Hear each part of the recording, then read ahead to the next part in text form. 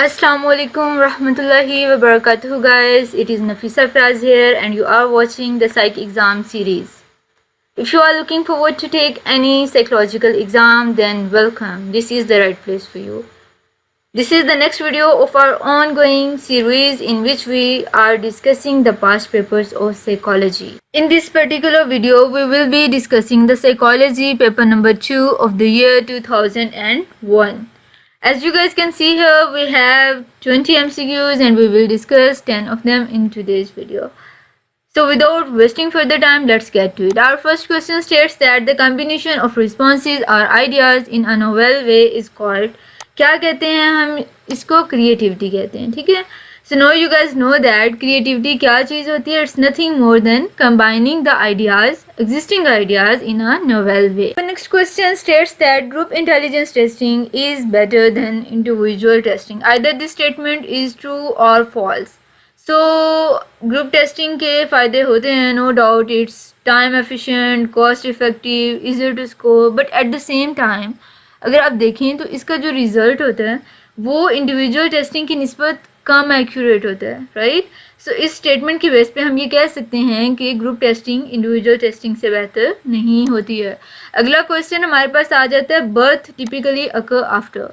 कितने टाइम के बाद बर्थ होती है. This is really a tricky question, इसलिए गौर से देखिएगा इसको. बेसिकली अगर यहाँ पे ये लोग पूछ रहे होते हैं ना कि जो प्रेगनेंसी है उसका कितना टाइम होता है, तो उसका एवरेज टाइम होता है 40 weeks, like 280 days. But here what they are asking is कि कॉन्सेप्शन के कितने टाइम के बाद जो बर्थ है वो कितने टाइम के बाद होती है. तो यहाँ पे कंसेप्शन के बाद 38 वीक्स के बाद बर्थ हो जाती है, राइट. और कंसेप्शन का मतलब क्या होता है, फर्टिलाइजेशन, ठीक है. और जो प्रेगनेंसी है उसका टाइम कंसेप्शन से 2 वीक पहले से काउंट होना स्टार्ट हो जाता है. सो आपने इस डिस्टिंक्शन को याद रखना है. जहाँ पे कंसेप्शन का वर्ड आएगा वहाँ पे 38 वीक के बाद बर्थ होती है, और जहाँ पे एवरेज टाइम पूछा हुआ है उन्होंने बर्थ का वो 40 वीक्स होगा, ओके. यहाँ पे और भी कुछ बहुत इंपॉर्टेंट क्वेश्चंस बनते हैं, लाइक प्रीनेटल डेवलपमेंट की कितनी स्टेजेस होती हैं, कौन कौन सी होती हैं, germinal, embryonic, foetal, 3 stages, right. तो ये आप देख लीजिएगा. यहाँ से फेटल पीरियड जो है उसके डिफरेंट जो स्टेजेस हैं वो मैंने यहाँ पे पिक्टोरियल फॉर्म में ये दिखा दी हुई हैं, कौन सी स्टेज पे कौन सा ऑर्गन डेवलप करता है बच्चे के अंदर. फॉर एग्जांपल ये 28 वीक्स पे जो ब्रेन है वो डेवलप करता है, एंड इस स्टेज में बच्चा सबसे ज़्यादा एक्टिव होता है. इसी तरह बोन्स कब डेवलप होती हैं, 32 वीक्स के बाद. तो ये सारे काफ़ी इंटरेस्टिंग भी हैं एंड इंपॉर्टेंट भी एग्जामिनेशन पॉइंट ऑफ व्यू से, तो आप ये देख लीजिएगा. एंड रिमेंबर ये सारी स्टेजेस फेटल पीरियड की हैं. इससे पहले, इस स्टेज से पहले 9 वीक्स से पहले एम्ब्रियोनिक और जर्मिनल फेज दोनों हो चुकी हैं, ठीक है. जो जर्मिनल है वो 2 हफ्तों तक होती है और उससे 2 से लेकर 8 तक कौन सी स्टेज रहती है, एम्ब्रियोनिक. और एक और चीज़ यहाँ पे इम्पोर्टेंट है वो ये कि जो एम्ब्रियोनिक पीरियड होता है वो सबसे ज़्यादा वल्नरेबल स्टेज होती है बच्चे के लिए, ओके. बिकॉज जो ट्राइटोजेंस हैं उनका सबसे ज़्यादा इम्पैक्ट किस स्टेज में होता है, एम्ब्रियोनिक पीरियड के अंदर. और ट्राइटोजेंस बेसिकली क्या होते हैं, कोई भी चीज़ जो बच्चे के लिए हार्मफुल होती है, दैट कैन बी रेज और एनीथिंग एल्स. अगला क्वेश्चन है, लॉन्गिट्यूडनल रिसर्च इन्वेस्टिगेट. क्या चीज़ इन्वेस्टिगेट करती है, बिहेवियर को इन्वेस्टिगेट करती है time through time, like different time periods पे बिहेवियर को इन्वेस्टिगेट करती है. यहाँ पे मैंने इसकी डेफिनेशन लगाई हुई है बिकॉज इट्स वेरी इंपॉर्टेंट. कोई बच्चे जो हैं ये कुछ चीज़ों को इसमें जो है वो मिस इंटरप्रेट करते हैं कि एक ही हमारे पास सैम्पल होगा जिसको हम डिफरेंट टाइम पीरियड्स पे अगर ऑब्जर्व करेंगे तो वही लॉन्गिट्यूडनल रिसर्च होगी. No, it's not like that. एक वेरिएबल होगा लेकिन इट्स नॉट नेसेसरी कि हमारा सैम्पल सेम रहे, ठीक है. तो इस डेफिनेशन को आप देख लीजिएगा कि ये रिपीटेड टाइम पे ऑब्जर्वेशंस होती है of the same variable, not the sample, ठीक है. यहाँ सैम्पल कवर्ड नहीं यूज़ किया हुआ. ओवर शॉर्ट और it can be the long period of time. यहाँ पे डिफरेंट टाइप्स दी हुई हैं लॉन्गिट्यूडनल रिसर्च की, like time series, panel study, cohort study, trend studies and retrospective, prospective. ये बहुत इंपॉर्टेंट हैं और इनको कुछ बच्चे जो है वो करते हैं, मिक्सअप कर जाते हैं समटाइम्स. तो अगर मैं इंशाल्लाह कोशिश करूँगी कि मैं फ्यूचर में इसके ऊपर एक वीडियो बना दूँ, ठीक है. अब next question is the cause of the abnormal behaviour is only physiological. इस चीज़ को कौन सा मॉडल एक्सप्लेन करता है. तो यहाँ पे अगर आप देखें मेडिकल मॉडल ये बात करता है कि सिर्फ फिजियोलॉजिकल कॉजेज़ ही की वजह से एबनॉर्मल बिहेवियर हो सकता है, ठीक है. लाइक आपको कोई जो जेनेटिक कोई इश्यूज़ हैं उनकी वजह से हो सकता है, कोई ब्रेन की इंजरी की वजह से, या फिर लाइक न्यूरोट्रांसमीटर्स की जो बैलेंस है उसमें कोई इशू हो सकता है। तो इन वजूहात की वजह से एबनॉर्मल बिहेवियर या मेंटल डिसऑर्डर्स होते हैं। ये मेडिकल मॉडल का स्टैंस है। उसके अलावा साइको सोशल मॉडल है यहाँ पे, वो कहता है कि इट्स नॉट नेसेसरी कि सिर्फ बायोलॉजिकल फैक्टर्स हों, बल्कि ये इंटरेक्शन होता है बायोलॉजिकल, साइकोलॉजिकल और सोशल फैक्टर्स तीनों के अंदर जब इंटरेक्शन होता है तो उसके नतीजे में एबनॉर्मल बिहेवियर कॉज होते हैं। ओके, अगला हमारा क्वेश्चन है, one abnormal behaviour was associated with which craft. Like एक टाइम था जब एबनॉर्मल बिहेवियर विच क्राफ्ट के साथ एसोसिएट किया जाता था। Either this statement is true और false. Yes, it is very true.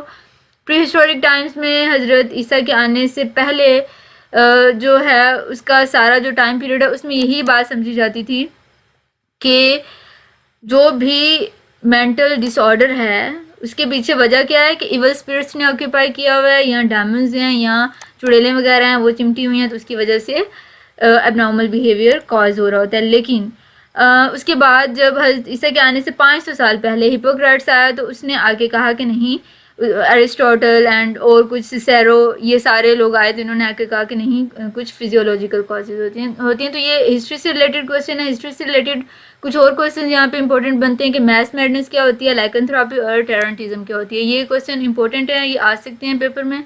Now what you guys have to do is to tell me in the comment section below कि ये तीनों terminologies क्या होती हैं। ओके, और अगला क्वेश्चन हमारा कहता है कि ए फीलिंग ऑफ एप्रीहेंशन और टेंशन इज़, क्या होती है एप्रीहेंशन या टेंशन की फीलिंग। तो एप्रीहेंशन कहते हैं खदशे को, ठीक है, फेयर को, खदशे को। तो ये क्या होती है, एंजाइटी, ठीक है। एंजाइटी और पैनिक का यहाँ वर्ड यूज़ किया हुआ है, तो इन दोनों में मैंने डिफरेंस यहाँ पे लिखा हुआ है। इट्स इंपॉर्टेंट, ये इंटरव्यू में आ सकते हैं, ठीक है, तो आपको पता होना चाहिए। अब next question is which of the following treatments deal with phobias by gradual exposure. So its answer is systematic desensitisation and it was given by developed by Joseph Wolpe in 1950s. Okay, and ये base करता है counter conditioning के principles के ऊपर। अब next question is the operation of the brain neurotransmitter is altered because. हमारे पूछना ये चाह रहे हैं कि कुछ ड्रग्स दी हुई हैं और इनमें से कौन सी ड्रग हमारे न्यूरोट्रांसमीटर के ऊपर इम्पैक्ट करती है जाके। तो इसका आंसर है LSD, ठीक है। LSD basically lysergic acid diethyl amide होता है, ठीक है, और ये एक हेलोसिनोजेनिक ड्रग है। अगर आप DSM को खोल के देखें तो उसकी जो 10 कैटेगरीज दी हुई हैं उनमें से एक हेलोसिनोजेनिक ड्रग होती है, ठीक है। तो ये उसकी एग्जांपल में आ जाती है। बेसिकली ये करती क्या है, ये ब्रेन में जाती है और जिन रिसेप्टर्स पे सीरोटोनिन जाके अटैच करता है ना अपने आप को, उन रिसेप्टर्स पे जाके ये अपने आप को अटैच कर लेता है, ठीक है। इसीलिए हम इसको कहते हैं कि एगोनिस्ट है सीरोटोनिन का, ठीक है। और इसके नतीजे में यूफोरिया की कंडीशन और अराउजल की कंडीशन को ये क्रिएट कर देता है, ठीक है। और ये क्योंकि हेलोसिनोजेनिक ड्रग है तो ये हेलुसिनेशंस को भी क्रिएट करती है। सीरोटोनिन के फंक्शंस का आपको पता होना चाहिए क्या होते हैं। उसके अलावा कुछ और इम्पोर्टेंट जो ड्रग हैं साइकेडेलिक ड्रग्स, उनके ये मैंने नाम लिखे हुए हैं, ये बहुत दफ़ा आते हैं। साइलोसार्बन्स हो गया, ये लिजर्जिक एसिड डाईइथाइलामाइड, ये एसिड है, ठीक है। तो ये आप यहाँ से देख लीजिएगा। इसका हमारा अगला क्वेश्चन है the researcher show that poor performance is the result of. Researchers के अकॉर्डिंग हमारी जो पुअर परफॉर्मेंस होती है वो किस वजह से होती है। Either that is because of poor condition, ये बहुत वेग ऑप्शन है, पुअर कंडीशन ऑफ व्हाट, ठीक है, ये चीज़ नहीं मेंशन की, तो ये नहीं हो सकता। जॉब सेटिस्फेक्शन, जॉब सेटिस्फेक्शन अगर आप देखें तो यहाँ पे बात की हुई है पुअर परफॉर्मेंस की, तो ऑफ कोर्स जो पुअर परफॉर्मेंस है वो जॉब सेटिस्फेक्शन की वजह से तो नहीं हो सकती ना, वो तो अनसेटिस्फेक्शन की वजह से होगी।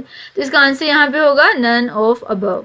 Okay, so this is it for this video. In the next video we will discuss the remaining portion of this paper. If you guys have any query or difficulty with any particular topic of psychology, feel free to ask me in the comment section below. I will make sure to resolve it in my upcoming videos inshallah. अगर video आपके लिए beneficial रही है तो please इसको like ज़रूर करें और चैनल को सब्सक्राइब करें ताकि हर न्यू आने वाली वीडियो आप तक पहुंच सके।